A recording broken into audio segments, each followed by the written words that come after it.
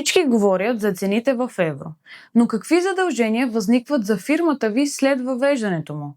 С въвеждането на еврото, капитала на дружеството, чрез което осъществявате бизнеса си, подлежи на задължително превалутиране от лева в евро по официалния валутен курс.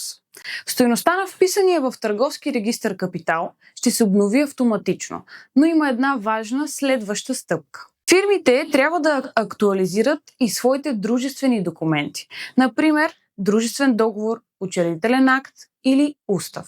В тях трябва да бъде записан капиталът в евро, както и размера на дяловете или акциите, когато това е приложимо. Важно е това да се направи внимателно, така че да се запази съотношението между съдружниците или акционерите, както е било преди превалутирането. Законовия срок за това задължение вече тече и е до 31 декември 2026 година. Промените се заявяват в търговския регистър без да дължите държавна такса. Не го оставяйте за последния момент. При нужда от съдействие или въпроси, свържете се с KGK Law Firm.